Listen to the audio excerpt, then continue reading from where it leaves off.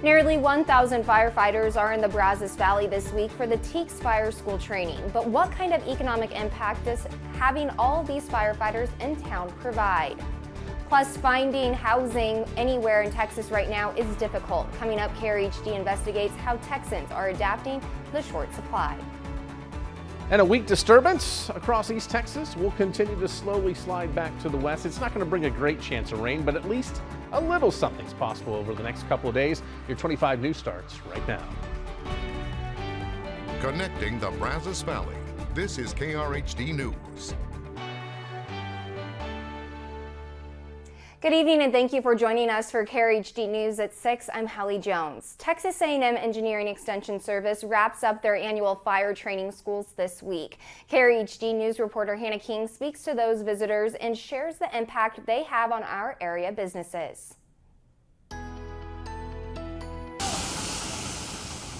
Soaking up life-saving knowledge to take back to their own communities, all while helping our own right here. These courageous men and women are making an impact. What they're doing is important, so they take that back and they're serving their communities. The general manager and president of the Brazos Valley Hospitality Association and the general manager at the Texas A&M Hotel and Conference Center, Greg Stafford, says hospitality is the biggest export industry. Bringing money from outside into our community is a great thing, and these are folks coming in and having a great experience, and a lot of them come back and vacation with us at other times of the year as well. Many of these firefighters are from small communities themselves, so they support local when they can. Try to pick local things as well, so that way, because we're from a small town, so we understand how it is to support the locals. Using what they've gained throughout this week-long training in Aggieland to take back to their home departments. It's something they say they can only get here. It's amazing, like once in a lifetime. So, I mean, you can't recreate this anywhere. The amount of people, volunteers paid, all the instructors, like you meet people from all over the state of Texas. Historically, all three schools combined bring in an estimated economic impact of nearly $6 million to the community each year. It's nice to give back to the community because they're housing us, they're putting up with us like the whole week we're here, so it's nice to invest our money back in a place that's always welcoming. In College Station, Hannah King, KRHD News. So what makes all of this training possible? In 2001, the state of Texas passed House Bill 2604, also called the Rural Volunteer Fire Department Assistance Program. The program became fully available to VFDs in 2002. The bill allocates money each year in order to help fund volunteer fire departments and their training. About $660,000 of that is allocated to make this year's TEACS training possible. This year's Municipal Fire School is TEACS' 92nd annual edition. This week alone, 242 departments from across the state are in College Station for training. From those departments are 987 students, 950 of which are here because of the money granted by House Bill 2604. I am here in the wildland class with the Texas Forest Service grant. This is my second year here. So last time I came with a grant, took extrication, and this time I'm taking wildland. Yearly, the grant is funded at just over $17 million. The Assistance Program grant, which was founded nearly 20 years ago, gave TEACS students $661,000 this year, welcoming these visitors into town. The Texas A&M Forest Service gets awarded money yearly to give out to local and fire departments, volunteer fire departments, and that's the House Bill 2604. And that $17 million is distributed out throughout the state of Texas for training, for equipment, and for apparatus. In total, the grants have provided over $300 million in assistance, providing things like trucks, equipment, and training tuition. When times change, leave it to Americans and especially Texans to come up with a way to adapt. And as KRHD reporter Dennis Turner shows us, in a time when housing's in short supply, these folks are long on comfort. It's long when I had carrots and radishes and... Like a lot of us, Don Eddy likes to grow backyard tomatoes in the summertime. This year's crop didn't turn out so great, but he says gardening keeps him out of trouble with the missus. That's important because they share close quarters in their home on wheels. I built planters. After retirement, Don and Dee sold their house, bought one of those Rockstar tour buses, and never looked back. His folks traveled, and my folks, they both went into RVs and traveled. And it just sounded exciting. Their so-called tour bus looks as nice as most homes inside and has as much living space as a small apartment. We spent almost 2 years just visiting her relatives and mine, which are scattered from New York State, Vermont, Texas, Oklahoma, Arkansas, Indiana. Missouri, South Dakota, Indiana. About 5 years ago, they stumbled upon the Bird Creek community, a combination park for manufactured homes and RVs, tucked away in a quiet nook across the freeway from downtown Temple, where they have plenty of company. What was the thing that surprised you most about living in one of these? We had to start buying differently. You just shop more often. Let the store store it. So how many of us call our home on wheels our home for real? Well, the University of Michigan did a study, and here's what they found. They found that 500,000 RV owners consider their recreational vehicle their permanent residence. The Industry Trade Association, they believe the number is easily twice that. So you can bet RVs will get good representation in a study underway right now of the Waco housing market, a market where overbids and competition have driven prices to the point where the average Wacoan hardly stands a chance. I think the council is trying to juggle to our very best of how to handle this situation. We have a housing study coming out this fall. The mayor says hard facts and figures will help guide the council on how to move ahead. The goal is to bring people back to the core of the city where we have quality housing and people are not feel like they have to go to the suburbs to find that quality home, but that they can find that here in the core of our city. In fact, coming soon to the property where Floyd Casey Stadium once sat, a new planned community. Meantime, the Eddies seem content to stay in Temple, where they put down some roots a few years ago. He was least prepared for being able to do all of his hobbies. So Don traded his wood shop for an outdoor garden, almost as portable as their home sweet home on wheels. Dennis Turner, 25 News. Meanwhile, the Cdc Eviction Moratorium is set to expire at the end of the week. Our Joe St. George looks at how this will impact Americans still behind on payments and if there's a chance it could become extended again. The CDC first enacted a ban on evictions back on September 4th. Fast forward to now, and that ban is set to expire on Saturday. The moratorium meant evictions couldn't happen for nearly a year. Separate executive orders stopped many foreclosures from occurring. After months of extending various relief programs, this time President Biden is expected to let them expire, which could mean pending legal trouble for many. According to the Nonpartisan Center on Budget and Policy Priorities, an estimated 11.4 million Americans are not caught up on their rent. Meanwhile, an estimated 7.4 million live in a home that's behind on their mortgage. Those numbers mean the rest of this year could see a historic number of eviction and foreclosure proceedings. But there is government help available. Since the pandemic began, Congress has handed out $46 billion worth of emergency rental assistance. But that money is being allocated through local and state programs, and in many places around the country, it hasn't been handed out in a timely manner. There has never been a national infrastructure for preventing unnecessary evictions. Gene Sperling is one of President Biden's top economic advisors, and he acknowledged during a recent White House live stream the money has been slow to get out, but he emphasized the process is getting faster. In June, around 300,000 families were helped, and as you can see by this chart, that's 3 times more than the month of April. Frustrated tenants and landlords are advised to keep applying.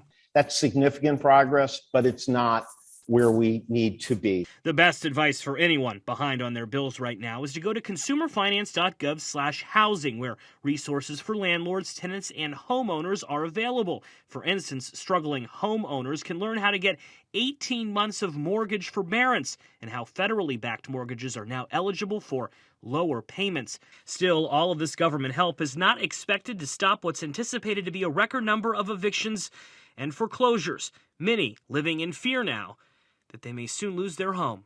In Washington, I'm Joe St. George. Well, there are only 4 more days left in KRHD's Feed the Need donation drive, which will help Brazos Valley Food Bank. KRHD reporter Rebecca Fiedler takes us through the food bank to discuss how donations can help our community. Though much of Texas has reopened since the onset of the pandemic, the Brazos Valley Food Bank still relies on drives like Feed the Need and on volunteers like these. KRHD's Feed the Need drive will benefit the Brazos Valley Food Bank this summer. A total of nearly $6,000 has been raised so far, which will be distributed to organizations including the Brazos Valley Food Bank through KRHD and our sister station in Waco. For a $1,000 financial donation, we're able to multiply that to 2,000 meals. The challenges of the ongoing pandemic have made the need for charitable efforts even more crucial, as many Brazos Valley residents are still suffering from food insecurity, affected by a number of ongoing economic factors. A lot of moms stopped working during COVID so they could take care of their kids because that was the economical way to take care of the situation and then teach them. Money can be used to fund programs such as the food bank's Together We Grow garden, which teaches employment skills to clients and acts as a source of fresh produce for distribution. I would love to see us being able to fold in other programs here at the food bank and, like, say, nutrition education. As the food bank is continuing to recover from a major food deficit at the crux of the pandemic, each meal is meaningful. These meals are packed up and prepared for distribution by a crucial link in the chain of giving here at the food bank, volunteers. As I volunteered more and done different things with the food bank, I've realized more and more like, oh, there is a need, and it's really nice to be able to help as much as we can. Helping one donation at a time at the Brazos Valley Food Bank, Rebecca Fiedler, KRHD News. The news feed starts with a Georgia man pleading guilty to 4 murders at spas in the Atlanta area. He received 4 life sentences without parole. Police say Robert Aaron Long killed a total of 8 people at 3 day spas. 6 were of Asian descent. He faces the death penalty in the other 4 killings. PayPal is now trying to figure out how extremist and hate groups are funded. It's working with the Anti-Defamation League to track how groups use financial platforms like theirs. They say they will share their findings with law enforcement and lawmakers.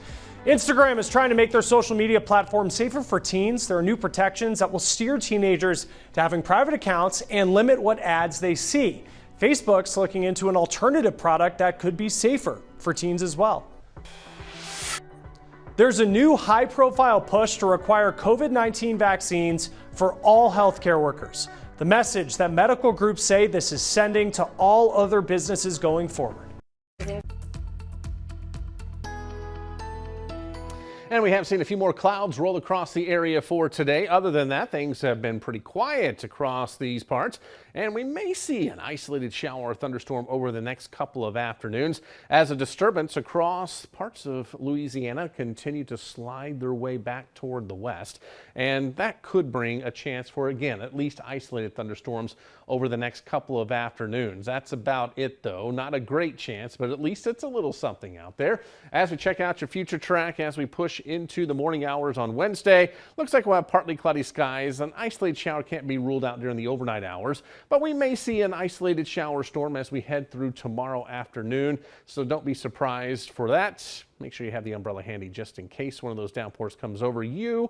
But again, chances running about 20 to 30%. Same for Thursday, about a 20% chance of an isolated storm.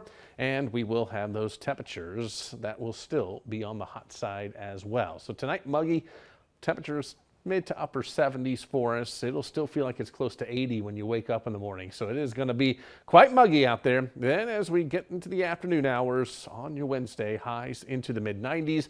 Of course, it will feel hotter when you factor in that humidity. So probably feeling over 100 degrees as we head into the afternoon hours, but we're getting pretty accustomed to that now. And checking your forecasts, 95 up to 96. Wednesday into Thursday, 20 to 30% chance for a couple of showers and thunderstorms. Friday, we'll also put an isolated storm threat in. Looks like the weekend primarily dry here, highs into the upper 90s. Then we move into next week. Models are indicating a pattern change, and this is pretty new to the models today, so don't want to go too far too fast, but we will take temperatures down slightly and increase our rain chances just a little bit as we head into next week, especially the beginning of next week. That's where we've seen the most significant changes. We'll continue to fine-tune that forecast. Hopefully we can raise rain chances and take those temperatures down a bit more in future forecasts. New trends are emerging related to extra unemployment benefits. States that opted out early of the federal $300 a week benefit have seen an increase in adult-aged workers getting hired. Meanwhile, states that kept the benefit have had spikes in hiring teenagers. Payroll processor Gusto put out the findings, but suggests health concerns are also playing a key role in adults' decisions to work. Momentum is growing for mandatory COVID-19 vaccines. The Department of Veterans Affairs now says that frontline healthcare workers need to get the shots within the next 2 months or they may be fired. New York City and states and the state of California are telling government workers to get vaccinated or face weekly testing. There's also a push from a unified voice of nearly 60 healthcare associations saying the healthcare community should lead the way in requiring vaccines for all employees. And to get this pandemic behind us, we need to get as many people vaccinated as quickly as possible. And unfortunately, it's come down to talking about mandates. The American Medical Association is one of the groups supporting vaccine mandates for healthcare workers. Now, it's not an uncommon requirement. Healthcare institutions require workers be vaccinated against other diseases. More than 96% of physicians are vaccinated, according to the AMA, but the numbers aren't nearly as high for other healthcare workers. I'm afraid they've been exposed to misinformation and disinformation, just like everyone else. We thought it was important for us as a healthcare community to say it's mandatory for all of us to take vaccine. There's overwhelming science to support its safety. Both healthcare organizations stress there is an ethical and moral responsibility for healthcare workers to be protected and protect others from infectious diseases. The Delta variant is causing cases to surge while vaccinations are going down. What we are seeing in hospital is patients who are younger, so the 20 to 39 age group, for example, and about 90% of those patients are unvaccinated. Dr. George Abraham with the American College of Physicians says many organizations were waiting for a unified voice on vaccines from the scientific community. The statement applies to healthcare workers for now. We are not saying it is across the board for everyone in the public, but the message is clear that if we don't take a stance, then no one else is going to follow. People of color are getting less emergency care than people who are white. Although it's not part of rankings in the U.S. News annual look at the best hospitals, you can see the disparities. Minority patients were underrepresented in about 4 out of every 5 hospitals in the country. It's not believed intentional discrimination is to blame, but rather a variety of systemic issues within communities of color, including that minorities tend to receive care at lower quality hospitals. A nationwide collaboration called the U.S. Plastics Pact is working to reach ambitious goals by rethinking the way that we design, use, and reuse plastics. Elizabeth Ruiz shows us what differences you might see as the group works to reduce plastic use in the next 4 years. It just speeds up the process instead of having to wait on it to thaw all the way out. This gooey substance that looks like octopus arms squeezing out of a machine is melted styrofoam. Once it dries, it looks like this. It's a method that's unique to Austin Resource Recovery in Texas. From here, we take these and we ship them out to recyclers who take these and they turn them back into usable products. Could be a picnic table in your backyard, a parking block in the parking lot. Director Ken Snipes says Austin Resource Recovery is trying to share this knowledge with other cities and states across the country.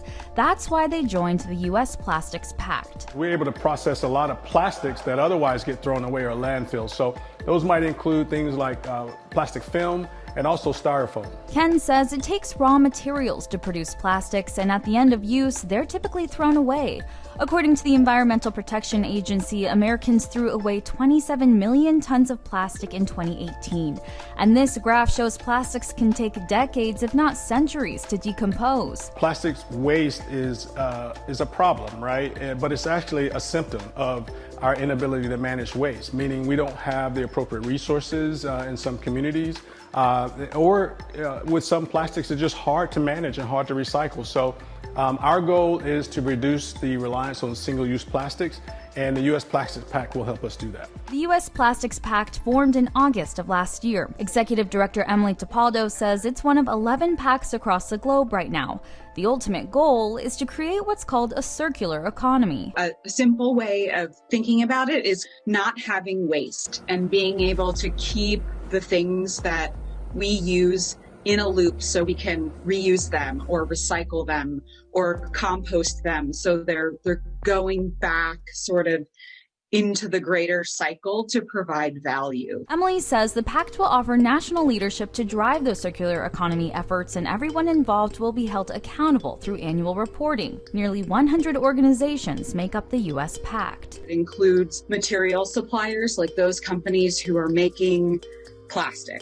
It includes plastic packaging manufacturers or converters. It includes consumer goods companies of all shapes and sizes, like from startup companies to really big multinational brands that operate all over the world. Nonprofits and academic institutions are also involved. Collectively, they hope to achieve big accomplishments like reducing overall plastic use and making all plastic packaging reusable, recyclable, or compostable, all by the year 2025. Very short, very aggressive, but definitely lighting a fire under everyone. Emily says no organization will be singled out. It's a collaborative effort. Ken says that collaboration and accountability will be essential to finally making some long-lasting changes in the plastic industry. I think my hope going forward is that we're all able to come together and commit to doing our part to reduce the impacts of plastic waste in our environment and in our community. That way, we leave a better future for tomorrow and beyond. In Austin, Texas, I'm Elizabeth Ruiz reporting. All right, Elizabeth, thank you. Now, the number of people buying life insurance right now is the highest it's been in decades. Why Black Americans are adding this coverage more than anyone else, and the misconceptions that still exist around the coverage. The newsfeed starts with surging home prices. Prices in the United States went up faster in May than they have in 17 years. Demand is surging and supply just cannot keep up. Now, how much is a cup of coffee worth to you? Because bean prices now hitting 6-year highs as Brazil's coffee growing region is being hit with its worst cold snap in 25 years. Airlines are already struggling to keep up with the surge of passengers, but now there are concerns that American Airlines could be short on fuel to the point that they will add refueling stops on some flights. Airline says that the shortage started in the West and it could impact flights from small and mid-sized airports. Now, with the Delta variant spreading and COVID vaccinations stagnant, doctors are worried about what they are seeing right now. In our ICUs, we are seeing younger people intubated who are very sick or who are on the floors and are very sick. That should be a gigantic wake-up call. What a new model is projecting for the fall. Students who have dyslexia may have a hard time keeping up with the fast-paced style of most public schools, but as Krhd reporter Rachel Espaillat shows us, a school in College Station is working to help. All kids want to learn how to read books that are interesting to them, but kids with dyslexia have a little bit more of a challenge because they need to find these interesting books that are also decodable. This book in my hand is an example of one that makes it easier and provides that support. Kristen Pitts helps her students learn with these books at Happy Camper School. Her passion to help students with dyslexia started in her first year of teaching. One of her students was repeating the first grade. Finding out her 2 daughters also have dyslexia inspired her to open the school to help even more students turn a new page in their lives. These books, we are actually teaching them to rely on the decoding strategies that they've been taught. So if they've learned closed syllables, for example, they know that the A with that consonant after it's going to say the ah sound, and it's consistent and reliable. I like that I learn from reading, but I don't notice it, so I'm also having a good time as well. These books come at a hefty price, along with other school costs, putting the tuition at $12,000 per student. Hott is trying to offset the cost by launching her nonprofit, Brazos Valley Dyslexia League, and asking donors to sponsor a student. In College Station, Rachel Espaillat, KRHD News. The 2021-2022 school year is right around the corner, and most campuses are still facing employee shortages. So schools in the Brazos Valley are relying on the Aggie Teacher Education Residency Model program to help fill some vacancies. The program provides A&M students with mentorship and the chance to gain hands-on experience inside the classroom. Most student teachers only student teach for a semester, so they really only see the beginning part of the school year or the end of the school year. And so I was able to see all the bumps and turns in between for a year-long experience. According to Frontline Education, another driving factor pushing educators away is the pay. But Caldwell ISD Superintendent Andrew Peters says over the years, teachers' starting pay has risen by $7,000. Well, this morning, a major upset in the women's team gymnastics as star gymnast Simone Biles withdrew herself from the event. With more, here's WTAW's Zach Taylor. Here's your 25 Sports Update with WTAW's Zach Taylor. Hey KRHD viewers, Texas and Oklahoma have formally submitted their bids to join the Southeastern Conference. Reports surfaced last week that the Longhorns and Sooners were leaving the Big 12 for the SEC, but neither school confirmed the news until today. SEC presidents are expected to meet Thursday to vote on the additions. U.S. gymnast Simone Biles says she wasn't in the right headspace when she withdrew from the team finals this morning in Tokyo. Biles watched on the sidelines as Team USA was edged out by Russia for the gold. The U.S. softball team also had to settle for silver this morning following a 2-0 loss to Japan. The Dallas Cowboys have signed safety and former first-round pick Malik Hooker. Meanwhile, Aaron Rodgers has ended his holdout one day before the Green Bay Packers kick off training camp. The Texas Rangers will try to put a stop to a 12-game skid tonight when they host the Arizona Diamondbacks. First pitch is at 7:05. Meanwhile, the Houston Astros will look to bounce back from yesterday's 11-8 loss to Seattle when they visit the Mariners again this evening at 9:10. From the WTAW Sports Studio, I'm Zach Taylor. One of the biggest questions among COVID researchers is, will there be another surge of the virus in the fall and winter? Researchers at Johns Hopkins analyzed all the current data to come up with several projections, including best case and worst case scenarios. Maya Rodriguez spoke to researchers about their findings. COVID cases are surging across the country and no longer mainly impacting older Americans, but rather younger. In our ICUs, we are seeing younger people intubated who are very sick or who are on the floors and are very sick. That should be a gigantic wake-up call.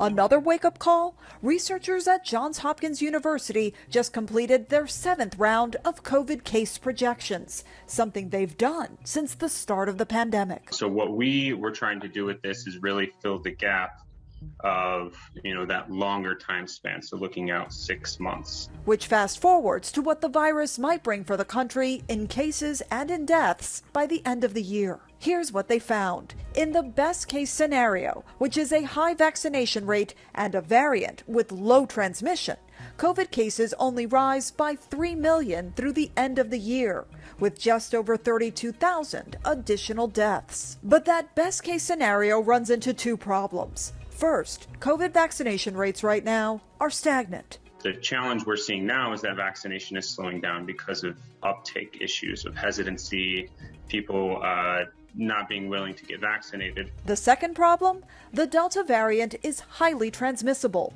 and the dominant COVID strain in the U.S., now accounting for 83% of all cases in the country. But what we're seeing because of that, and because of this stagnation of vaccination, is that we do expect there to be some resurgence in the fall. In the worst case scenario, researchers looked at lower vaccination rates combined with a highly transmissible virus like the Delta variant. COVID cases rise much higher by more than 7 million through the end of the year. And there would be more than 95,000 additional COVID deaths, triple the number of the best case scenario.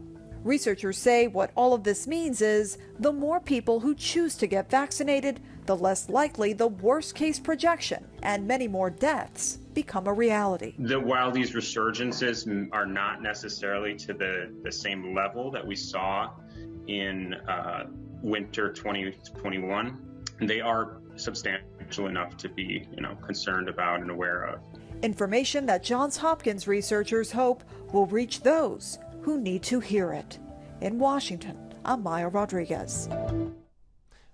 Maya, thank you. Now, drug and alcohol treatment counselors say they are becoming increasingly concerned about addiction numbers rising. So tomorrow, what they say needs to be done to prevent numbers from spiking amid new talk about restrictions, even involving those who are vaccinated.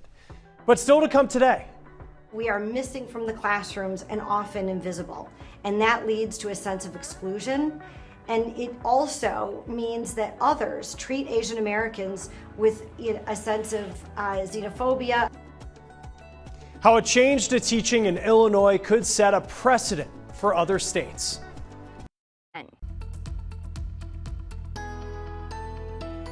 A weak disturbance to our east will slowly work its way across the Brazos Valley as we head through the next couple of afternoons. Getting into Wednesday here, you saw a few green dots start to pop up. We may see an isolated thunderstorm or two as we head into Wednesday. Same can be said for Thursday as well. I don't think much will happen in the morning, but you heat up the atmosphere, we may bubble up a few isolated thunderstorms as we head into the afternoon hours, both for your Wednesday and Thursday, possibly Friday as well. So tonight, temperatures into the mid to upper 70s for you. We'll go about 78 in Bryan College Station, 76 Caldwell, up to Franklin. And then tomorrow, highs will be into the middle 90s. So with more cloud cover around, we may shave a couple of degrees off the temperatures, and that's good news. But remember, these middle 90s will feel like it's close to 100 when you factor in that humidity. So that's not going away anytime soon around here. And looking at your forecast, we will see those temperatures start to climb as we get into the weekend. 95 Wednesday, 96 Thursday, 96 Friday, and again, a few isolated thunderstorms possible. Then the upper 90s are here as we move into Saturday and Sunday. We'll keep it dry, but as we move into next week, models are indicating the potential of a pattern change. And yesterday they weren't really showing this, but today they really locked onto it. So hopefully we can continue to increase rain chances a little bit here, especially for the first part of next week. And temperatures may come down a little bit as we move into next week as well, ending that threat of 100 degrees. The number of people buying life insurance in the first part of this year is the highest it's been in nearly 40 years. LIMRA, which is a research organization for insurance companies, tells us these increased sales could be what happens for the next few years. After the Spanish flu pandemic, LIMRA says that life insurance sales went up pretty steadily for about 4 years. Company CEO thinks that we could see that trend now as well. And right now, as Black Americans are seeking out life insurance at higher rates than other racial groups, a recent study from LIMRA finds 56% of Black Americans own life insurance right now, which is up 3% from 2020 and 4% higher than the rest of the population. The study found that Black Americans report a higher level of financial concern, and COVID-19 made these concerns worse. When we look at things like the mortality rate, when we think about things like the infection rate, it was just disproportionately high in the Black community in this country. Nearly 60% of Black Americans in the study say they plan to buy life insurance in the next year. That is compared to 36% of the rest of the population. But Black Americans are also more likely to overestimate the cost. If you took a 30-year-old, a healthy 30-year-old, and they purchased a $250,000 term policy, that might cost anywhere from $150 to $200 a year. But people overestimate that cost, and people are saying that if I had to guess, it would be 5 times what it truly is. The main reason Black Americans think insurance is needed is only to cover funeral costs. LIMRA CEO says that perception could mean they don't end up buying enough coverage for income replacement to help after a loved one dies.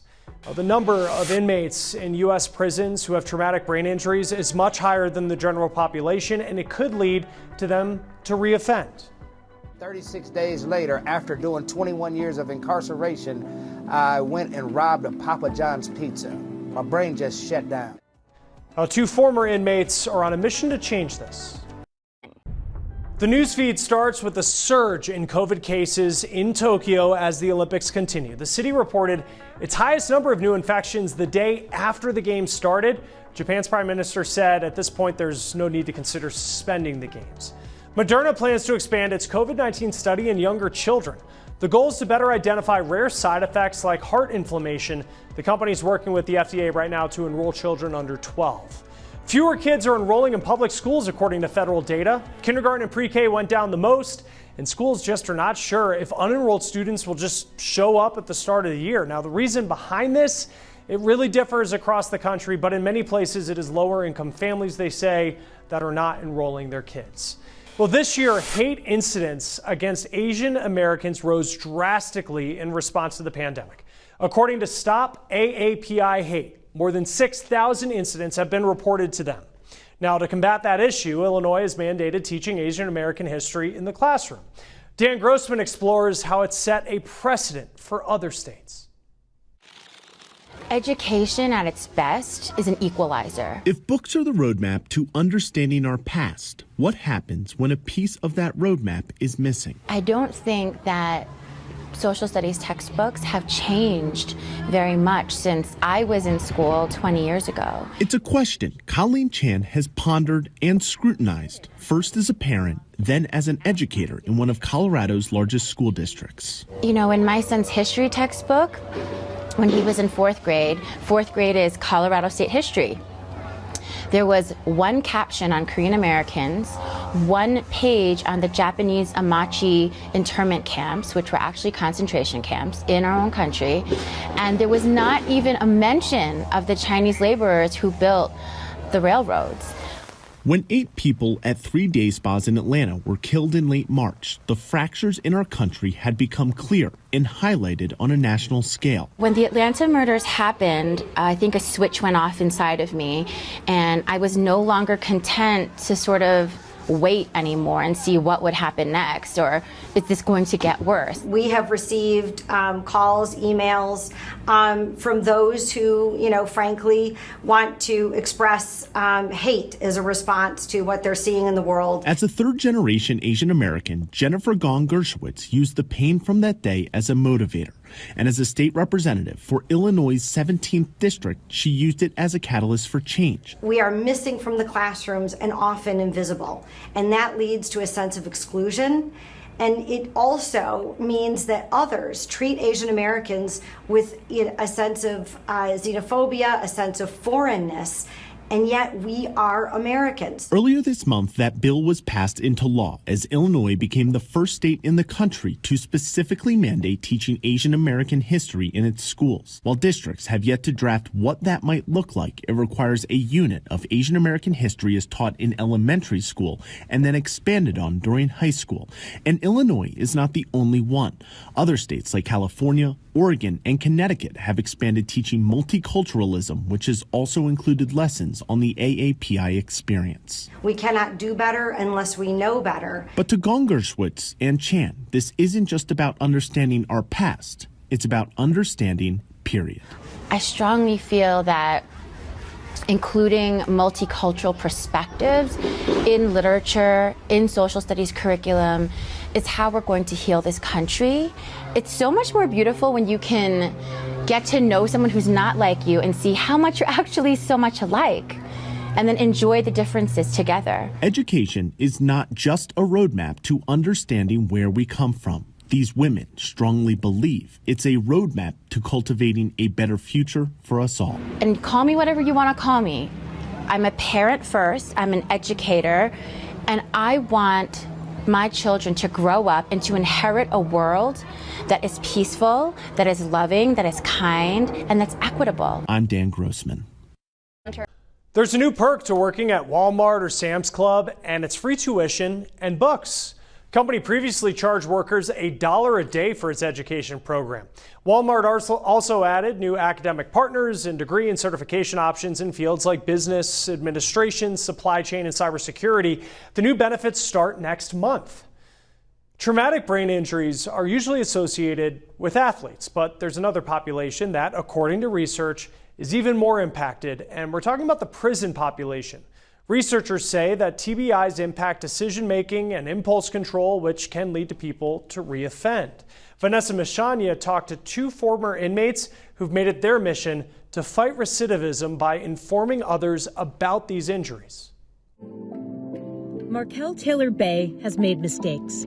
I was always snappy agitated, impulsive. While serving a 21-year sentence for robbery, he wanted to put those mistakes in his past. He educated himself about business, found a business partner, and when he got out, they got to work, but he soon found himself back inside. 36 days later, after doing 21 years of incarceration, I went and robbed a Papa John's pizza. My brain just shut down. And people was wondering how, after doing all of this time, having the business education he had. While he takes ownership of his actions, Markel learned about ongoing research from the University of Denver that suggests he was also a prisoner of his own mind. Didn't know I had a traumatic brain injury. I didn't even know I had mental health issues.